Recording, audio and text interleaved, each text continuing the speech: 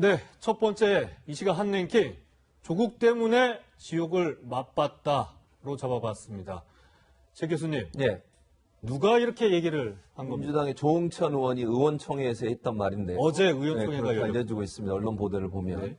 아무래도 이제 조응천 의원은 아마 그렇게 얘기한 것 같아요. 그 조국 사태 때문에 민주당의 지지율이 많이 빠지고 특히 젊은 층은 실망을 많이 했잖아요. 그런 부분에 대해서 우리가 반성하고 민심을 되돌아보는 그런 자세로 나가야 된다. 이런 의도로 얘기를 한 걸로 보여지고요. 뭐 이 부분은 뭐 여러 가지 논란이 될 수도 있지만 저는 기본적으로 어쨌든 이번 사태를 겪으면서 민주당이 여러 가지 국민의 어떤 요구, 목소리 이런 부분들은 귀담아 들을 필요는 있다. 그 뭐 의원들의 의견은 다를 수 있지만 전체적으로 민심에 대해서 좀 더 깊이 목소리를 듣고 총선 전에 반영하려는 의도를 가져야 된다. 이런 부분은 명확히 보이는 것 같습니다. 그러니까 지금 조응천 의원 얘기를 보면 문구가 조국을 이제 놔줘야 된다. 지금까지 조국 수호를 외쳤던 부분은 이제 민주당에서 사라져야 된다. 이런 뜻인가요? 그러니까 저는 이렇게 생각해요. 물론 조응천 의원의 의도는 제가 잘 정확히는 모르겠지만 제 개인적으로 저는 이렇게 어떻게 생각하냐면 조국 장관, 전 장관 관련의 수사는 이미 검찰에서 이루어지고 있잖아요. 그리고 법원의 판단을 받을 겁니다. 거기에 맡겨놓자는 거예요.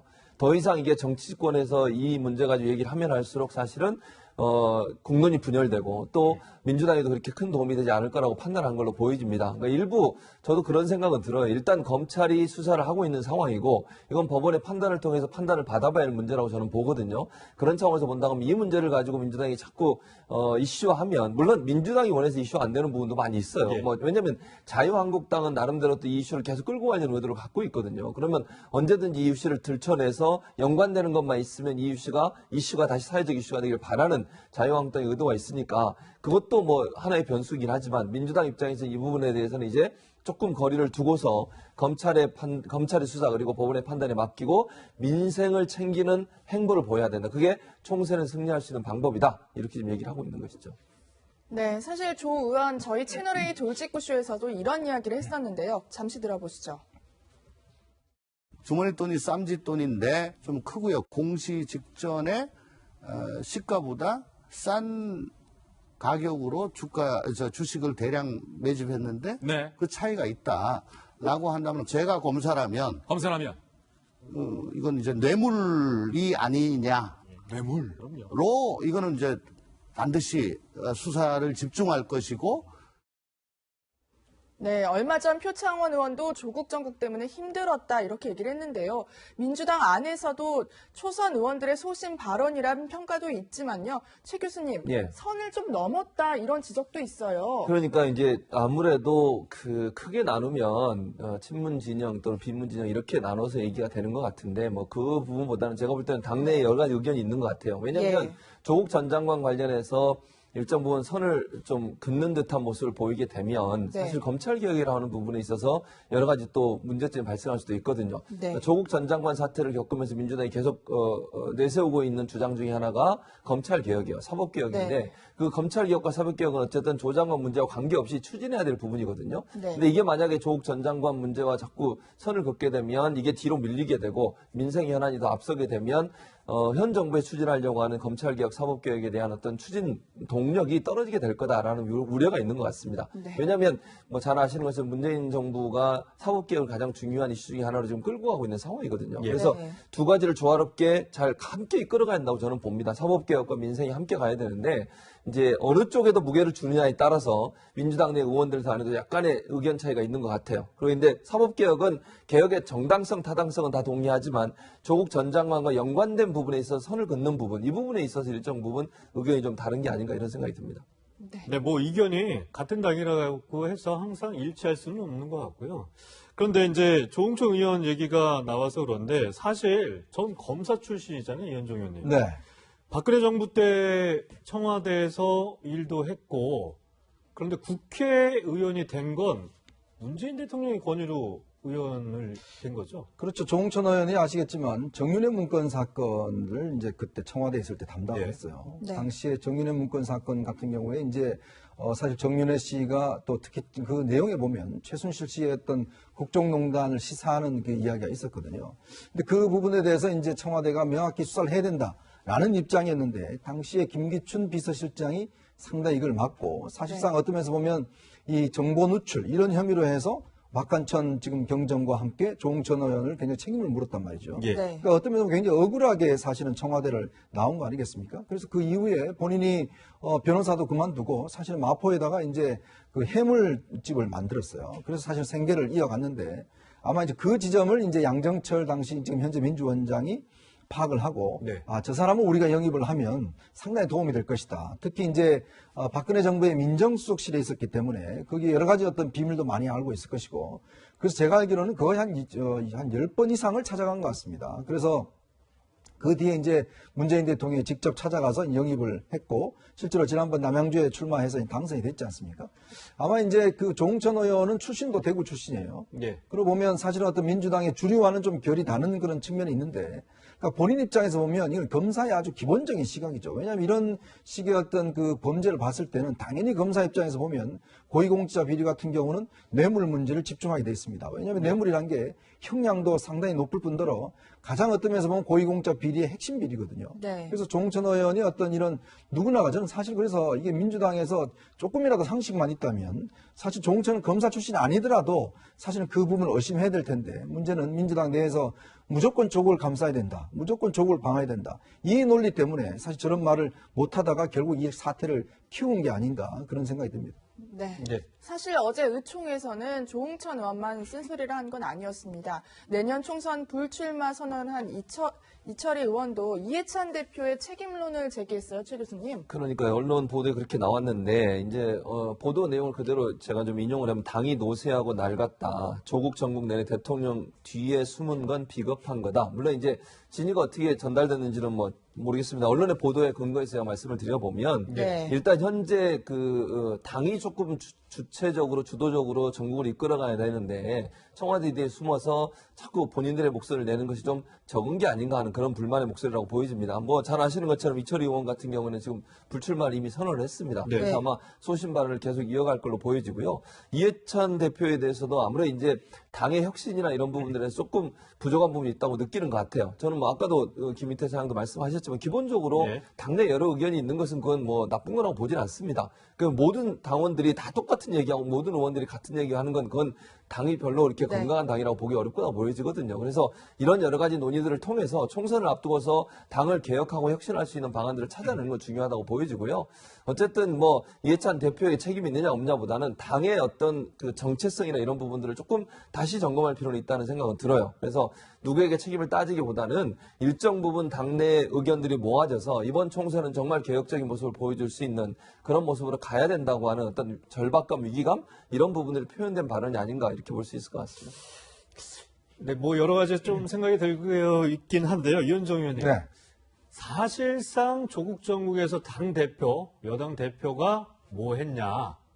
책임 부분을 구체적으로 언급했다라는 건 당대표로서 뭐 좀 어떻게 행동을 해야 되는 거 아니냐. 이번에 조국 정국의 그렇죠.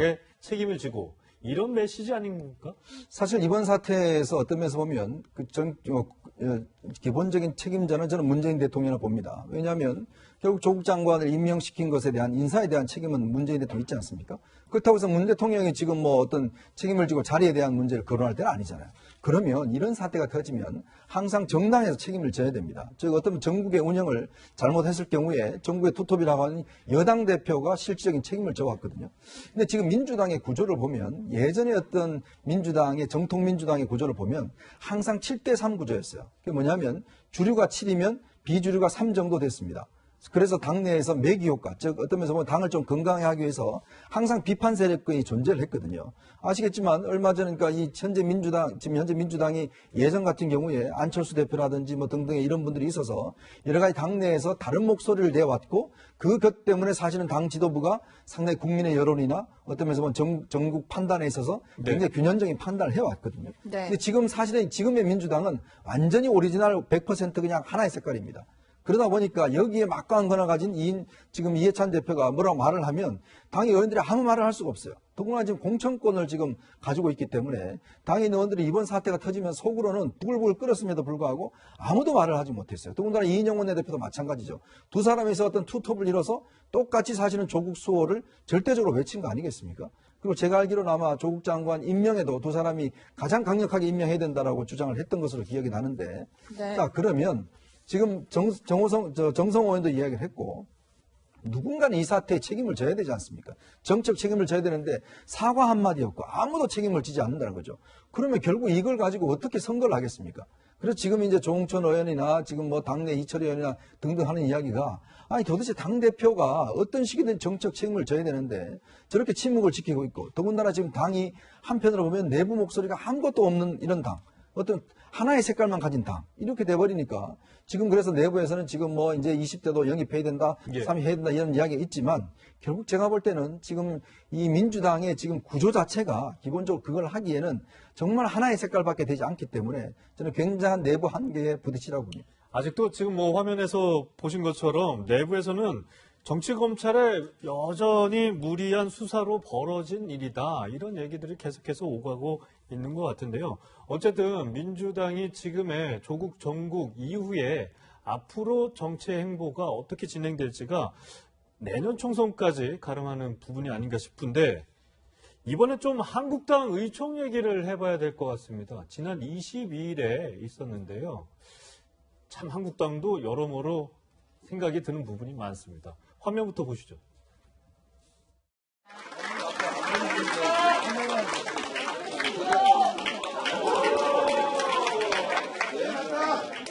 주광도 2개 줘, 주광도 2개.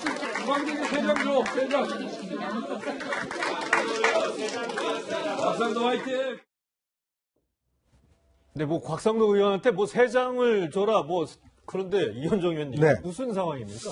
참, 저게 이제 어떤 상황이냐면, 이번에 이제 그 자유한국당이 조국 전 장관의 어떤 청문회나 등등 이런 걸 준비를 하면서 TF팀을 만들었어요. 왜냐하면 이제 법사위 상임위로는 부족하니까 당내 검사 출신 의원들, 판사 출신 의원들 중심으로 해서 그때 조국 저격수팀 뭐 이런 그렇습니다. 별명이 그래서 이제 저 팀을 만들어서 예. 작동을 해서 사실은 성과가 많았죠. 곽상도 의원 같은 경우는 이제 부산대 의전에 장학금을 받은 거 사실은 이제 폭로를 했었고요. 주광덕 의원 같은 경우는 운동학금 문제라든지 이런 것들을 집중적으로 제기를 했지 않습니까? 또 사모펀드 문제 같은 경우도 그렇고 어쨌거나 이번에 보면 조국 전 장관의 하는 그 사태에서 자유한국당이 한 공로는 상당히 큽니다. 네. 그러나 기본적으로 물론 자유한국당의 공로도 크지만 실제 지난 10월 3일, 10월 9일 광장에 나왔던 일반 국민들의 여론들 사실 그 힘이 보태지지 않았으면 사실은 이런 성과 어떤 면에서 보면 성과가 아주 힘들지 않겠습니까?